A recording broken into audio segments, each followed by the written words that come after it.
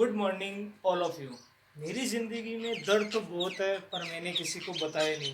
बिना बताए मेरे दर्द को समझ सके भगवान ने, ऐसा मेरे लिए किसी को बनाया नहीं।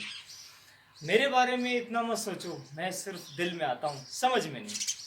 इसी के साथ हम एक पहले वाला ही एक टॉपिक पढ़ते हैं जो हमने पढ़ा था पहले पार्ट फर्स्ट में, पोटेंशियल स्टेप। इसी के बाद में इसके दूसरा क्षेत्र के लिए है पार्ट सेकंड में। तो हम देखते हैं। विवोसिटी में हमने पार्ट फर्स्ट के अंदर पढ़ा था E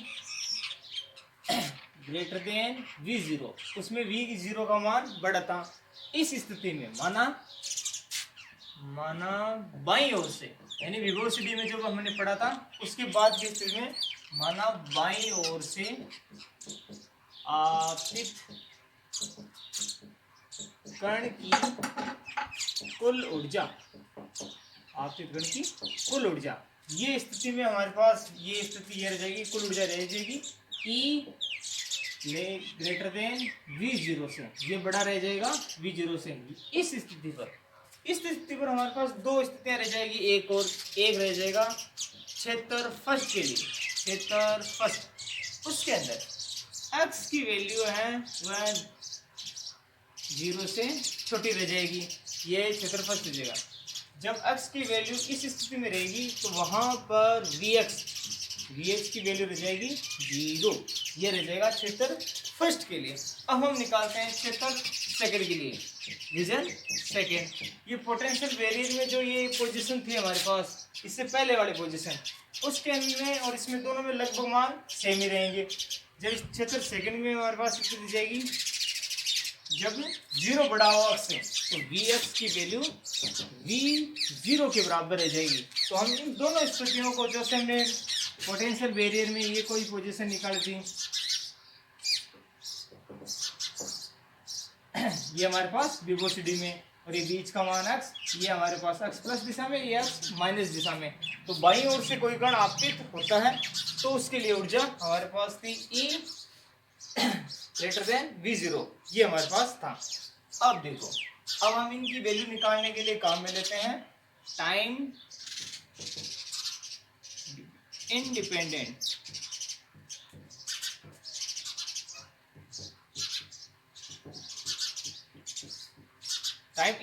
श्रोडिंगर इक्वेशन, क्योंकि विभव काल आश्रित, यानी विभव है वो टाइम पर डिपेंडेंट नहीं होता।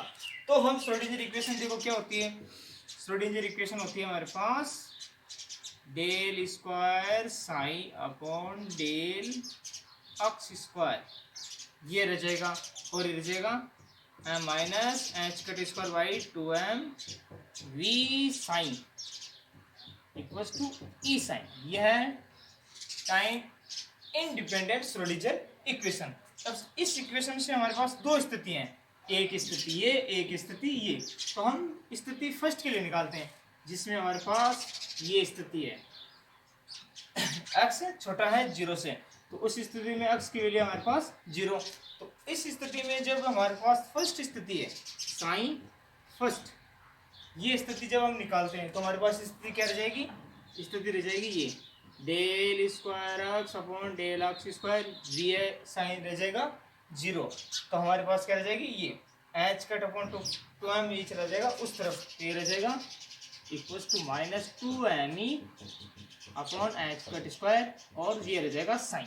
ये हमारे पास फर्स्ट स्थिति है। और इसमें हमने जो पहले माना था 2m E upon H cut square equal to K square के रूप में माना था, इसकी वैल्यू रह जाएगी के स्क्वायर, ये इस तरफ आएगा तो माइनस है तो प्लस में हो जाएगा, तो ये रह जाएगा del square psi first del x square, ये रह जाएगा प्लस में K square psi first equal to 0। अब इसका हम निकालते हैं व्यापक हल। व्यापक हल, ये तो था हमारे पास गणितीय रूप, और ये हमारे पास व्यापक हल। व्यापक हल साइन फर्स्ट का वैल्यू जाएगी psi first equal to A E iota K X plus B E की पावर आयोटा के एक्स, ये रह जाएगा माइनस में। अब हम इसको इक्वेशन देते हैं फर्स्ट, और श्रोडिंगर इक्वेशन रह जाएगी 2, और ये रह जाएगी 3, ये साइन फर्स्ट के लिए। अब हम निकालते हैं 76 सेकंड के लिए या साइंस सेकंड के लिए। वहां पर x की वैल्यू 0 से बड़ी रह जाएगी, तो वहां पर vx की वैल्यू रह जाएगी v 0 के बराबर। तो टाइम इंडिपेंडेंट इक्वेशन क्या होगी? तो टाइम इक्वेशन तो हमारे पास ये रहेगी, minus H cut square by 2m del square psi second del aux square, ये रह जाएगा। यहाँ पर v साइन है, ये इस तरफ जाएगा तो रह जाएगी इक्वल में e माइनस v, और दोनों की इक्वल में रह जाएगा साइन। इसमें H cut square by 2m ये जाएगा इस तरफ, तो हमारे पास जो ये क्या रह जाएगी, del square psi second equals to del aux square बराबर h cut square by 2m, और ये 2m यहाँ से जाएगा उल्टा हो जाएगा, दे जाएगा 2m upon H cut square minus में, और e माइनस वी 0 ये और साइन ये रह जाएगा। अब इसमें 2m upon H cut square e minus V, इसको मानते हैं हम के डेस का स्क्वायर।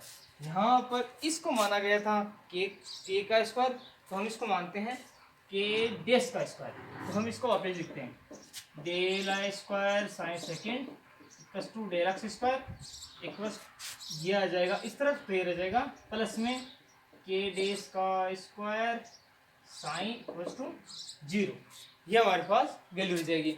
अब हम साइन सेकेंड का व्यापक हल निकालते हैं। व्यापक हल रह जाएगा इक्वल्स टू साइन सेकेंड सी ई की पावर आयोटा के डेस का एक्स। हमने यहाँ पर के डेस माना था, जबकि हमने फर्स्ट स्थिति में यहाँ पे अल्फा माना था, तो हमने यहाँ पे अल्फा लिया था। हम के डेस मान रहे हैं तो यहाँ पर भी के डेस लिया जाएगा, और दूसरा रह जाएगा डी ई की पावर आयोटा के डेस एक्स माइनस में, ये हमारे पास इक्वेशन रह जाएगी 4। ये स्थिति हमारे पास व्यापक हल रह जाएगा सेकंड के लिए। अब हमारे पास देखो स्थिति ये थी, इस स्थिति में x 0, ये स्थिति हमारे पास पहले थी। इस स्थिति में कोई कण आपतित होता है तो वह परावर्तित भी हो जाएगा, क्योंकि ये इसका मान x की वैल्यू छोटी में है। तो बाईं ओर से कोई कण आपतित होता है तो उसमें आपतित तरंग परावर्तित तरंग दोनों स्थितियों में रहेगी, आपतित तरंग भी रहेगी और परावर्तित तरंग भी रहेगी। अब ये वैल्यू हो जाएगी, ये वैल्यू इस तरफ से x की वैल्यू बड़ी में, तो यहाँ पर इस स्थिति के अंदर परावर्तित तरंग का कोई अस्तित्व ही नहीं रह जाता, परावर्तित तरंग का कोई अस्तित्व ही नहीं रह जाएगा। तो यहाँ पर देखो परावर्तित तरंग का कोई अस्तित्व नहीं रह जाएगा, तो इस तरफ कोई कण भी नहीं रहेगा, कोई तरंग भी नहीं रहेगी। तो इस स्थिति में हम मानते हैं t बराबर 0, क्योंकि भौतिक अवस्था में e की पावर माइनस आयोटा के डेस एक्स, यानी ये वाली वैल्यू जो रहेगी इसका वैल्यू कोई अस्तित्व ही नहीं रहेगा, तो उस स्थिति में हम d बराबर 0 मानते हैं। तो साइन सेकेंड की वैल्यू यहाँ पर हो जाएगी केवल c e की पावर आयोटा के डेस एक्स, ये हमारे पास स्थिति रह जाएगी इक्वेशन 5। तो अब हम इक्वेशन 5 और हम पूरी की इक्वेशन वापस कहाँ मिलेंगे, यहाँ तक देखिए। बाईं ओर से कोई कण कुल ऊर्जा हमारे पास ये थी, दोनों स्थितियां श्रोडिंगर टाइम इंडिपेंडेंट काम में ली गई है, और समीकरण नंबर 67 में व्यापक हल ये है, और 76 सेकंड के लिए व्यापक हल हमारे पास ये आया था। और इसमें इस स्थिति के लिए परावर्तित में कोई तरंग नहीं रहेगी, तो डी बराबर 0 माना गया है। वैल्यू की स्थिति में हमने सी बराबर 0 माना था स्टेप फर्स्ट में, तो सेकंड में रह जाएगा सी की पावर आयोटा के डेस एक्स, ये रह जाएगा। तो हम आगे की स्थिति करते हैं।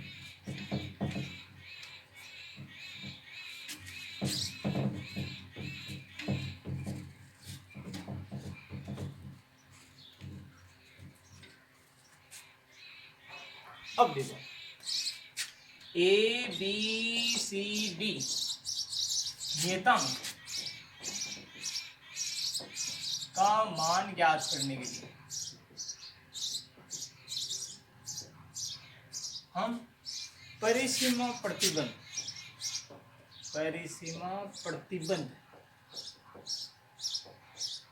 का प्रयोग करते हैं। जिसके अंदर हम psi first equal to psi second ये स्थिति बनाते हैं।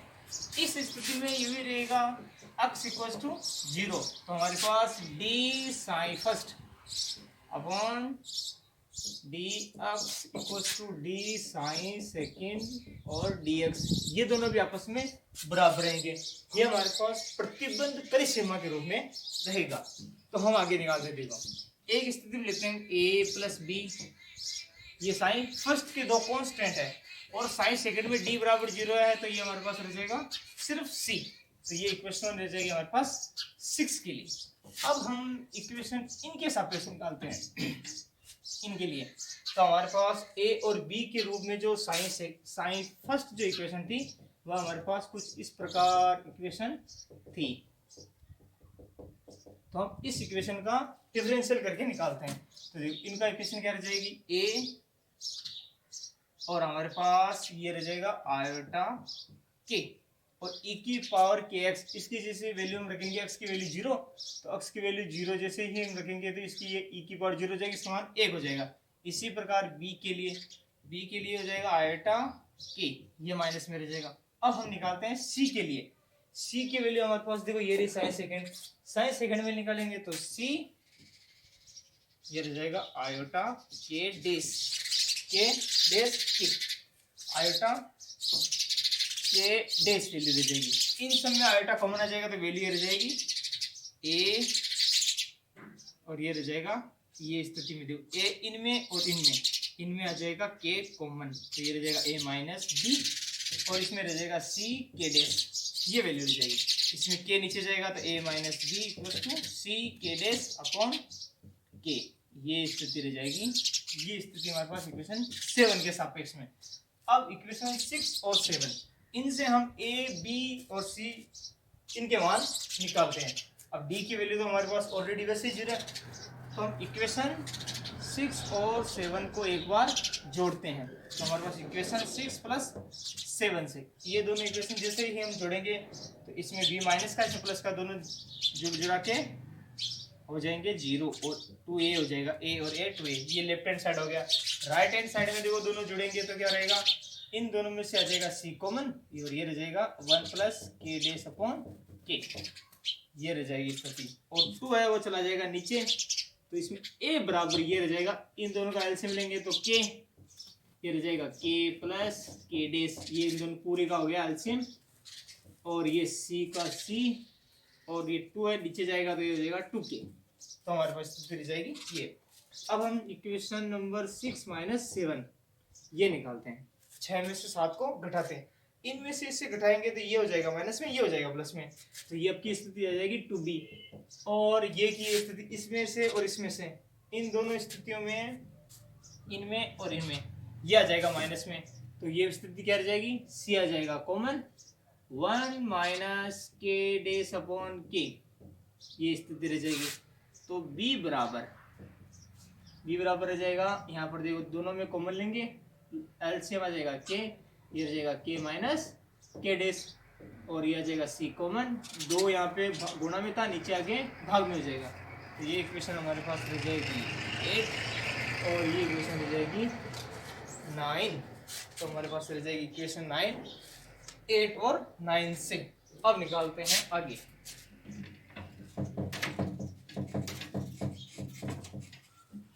अब हम इक्वेशन 8 और 9 के प्रयोग के द्वारा हम निकालते हैं परावर्तन गुणांक या फिर प्रायिकता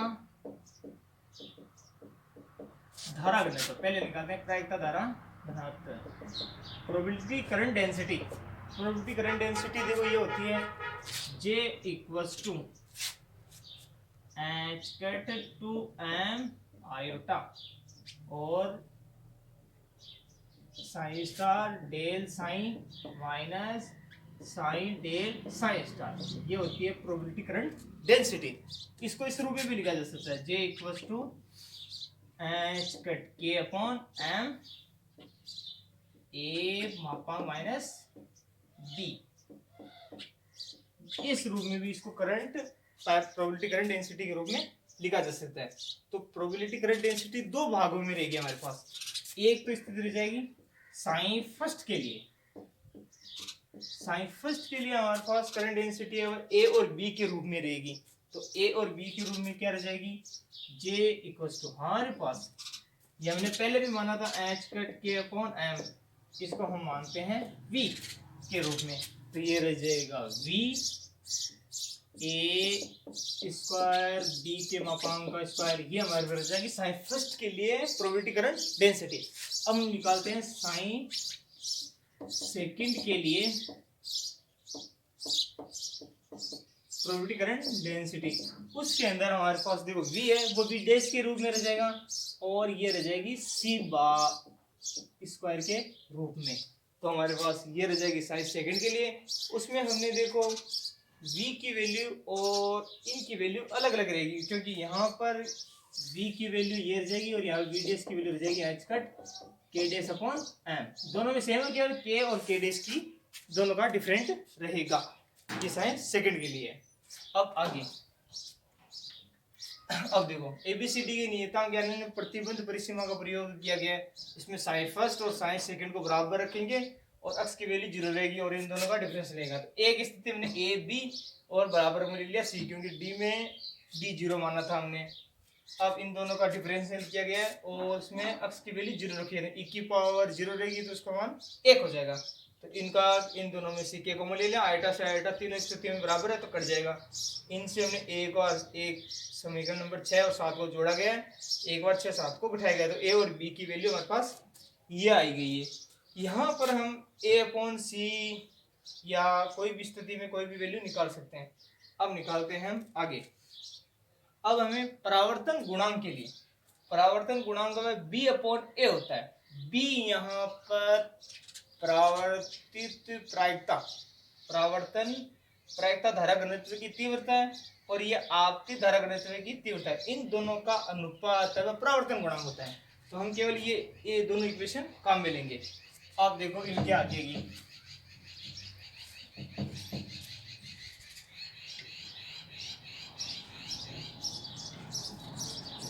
अब हम निकालते हैं परावर्तन गुणांक, रिफ्लेक्शन कोफिशिएंट, ये हमारे पास रहेगा परावर्तन गुणांक।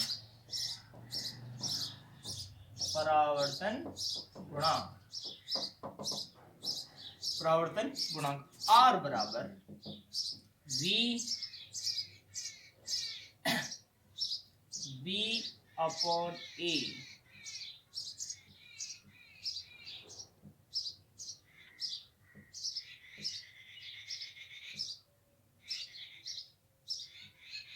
ये हमारे पास रह जाएगा परावर्तन गुणांक का फॉर्मूला।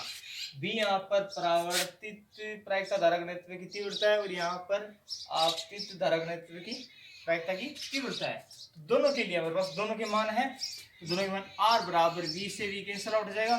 तो देखो बी अपॉन ए निकालते हैं तो हमारे पास बी ये रहा ए ये रहा, तो इन दोनों को हम निकालते हैं ऐसे। देखो तो ये हमारे पास रह जाएगा बी अपॉन ए निकालेंगे, उसमें लास्ट में दोनों का स्क्वायर करके निकालेंगे बी अपॉन ए का मापांक का होल स्क्वायर। तो आर बराबर इन दोनों का फॉर्मूला कैसे निकाल सकते हैं, बी अपॉन ए, बी अपॉन ए, बी में ये ऊपर रखेंगे के माइनस के डैश अपॉन 2k और ये रह जाएगा इसके नीचे के प्लस के डैश 2k से 2k कैंसिल आउट हो जाएगा और ये ऐसा का ऐसा रह जाएगा। तो ये वैल्यू हमारे पास रहेगी के माइनस के डैश अपॉन के प्लस के डैश और इनका रह जाएगा स्क्वायर में, ये रह जाएगा स्क्वायर में। अब इन दोनों में से हम निकालते हैं के कॉमन, देखो इसमें भी के इसमें भी के है, तो हमारे पास ये दोनों इक्वेशन आ गई काम में।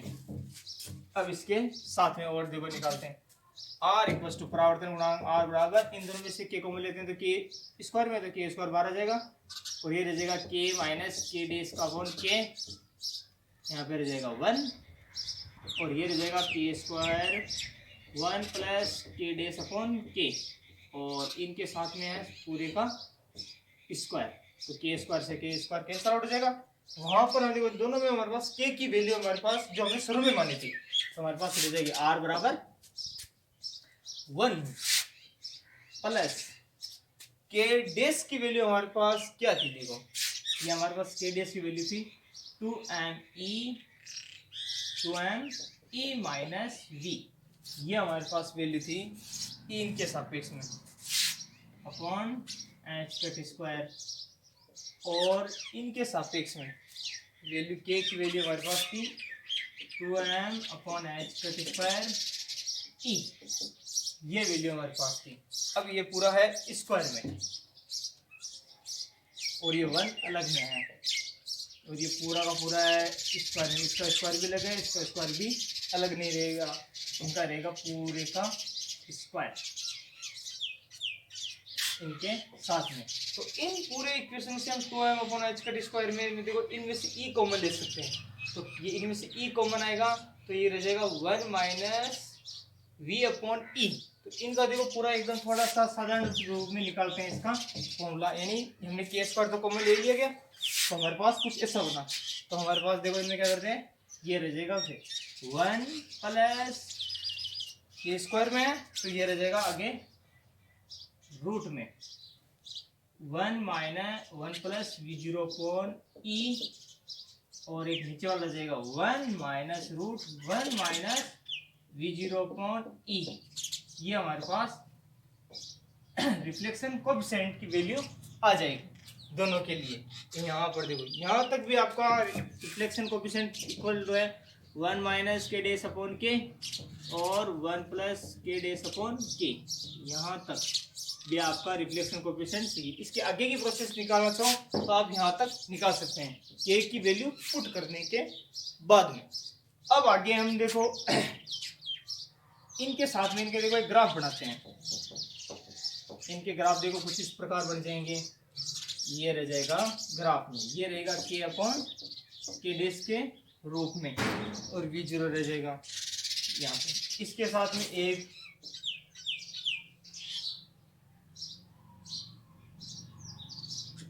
ये रहेगा v अपॉन ई जीरो के रूप में, और यहाँ पे रह जाएगी एनर्जी। ये दो ग्राफ बनेंगे कोएफिशिएंट के रूप में। अब हम पढ़ेंगे पारगमन गुणांक, ट्रांसमिशन कोएफिशिएंट। इससे पहले यहां तक का पहले समझो, उसके आगे की स्थिति बनाते हैं। पारगमन गुणांक से पहले हम इसका पढ़ते हैं, जब E ग्रेटर देन V0 पर कणों कोई पुंज आपतित होता है तो E ग्रेटर देन V0 पर कुछ कण परावर्तित हो जाते हैं। परावर्तित कणों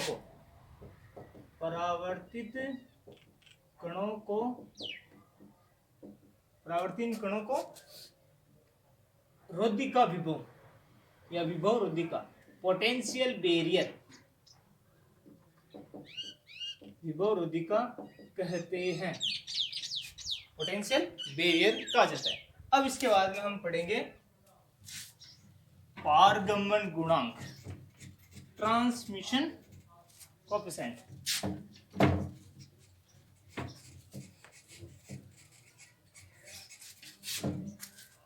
पारगमन गुणांक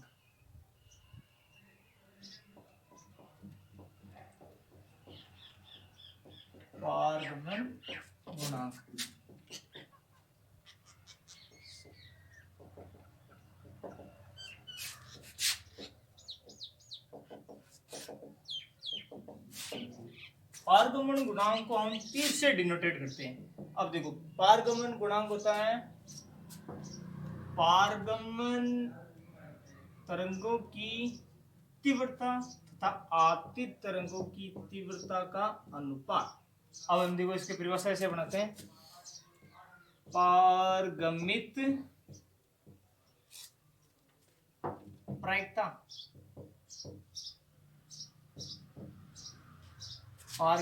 प्रायिकता धारा की तीव्रता व आपतित आपतित प्रायिकता धारा घनत्व की तीव्रता, प्रायिकता धारा घनत्व की तीव्रता का अनुपात होता है पारगमन गुणांक।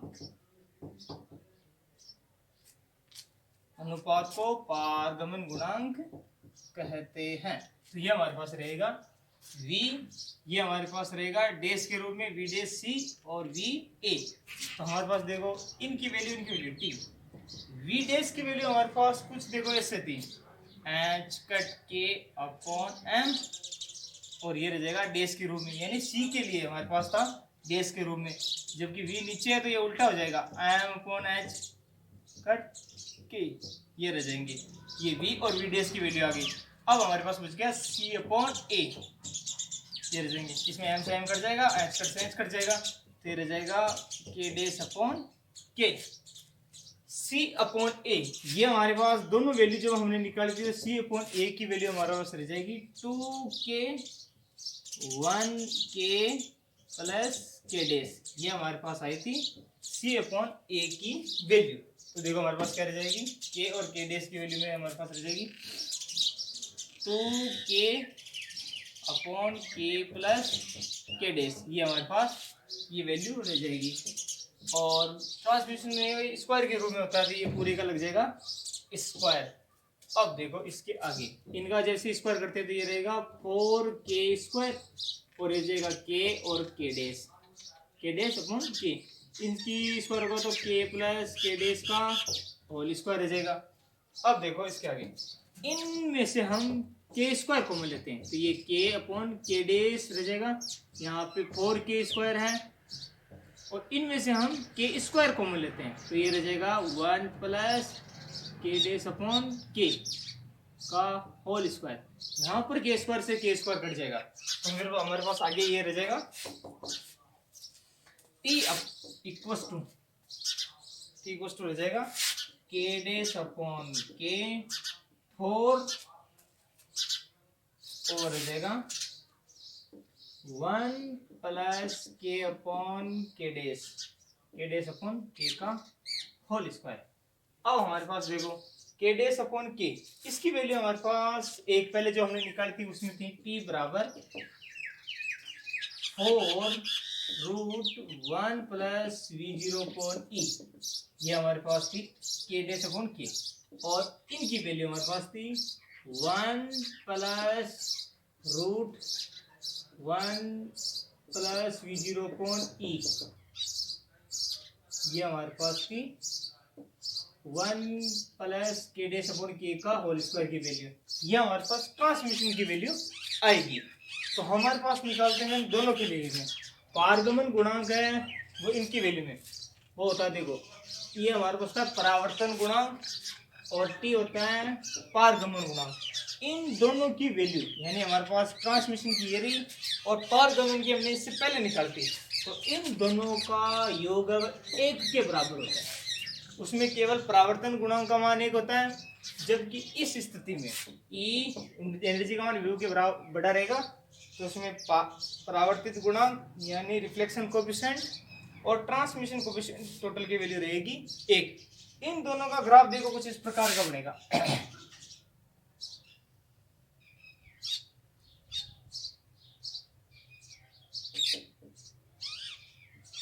और मान रहेगा 1, ये 0 के सापेक्ष में रहेगा, और यहाँ पे रह जाएगा v अपॉन E0, ये हमारे पास ग्राफ रहेगा ट्रांसमिशन के सापेक्ष। और इनका ग्राफ कुछ इस प्रकार बने तो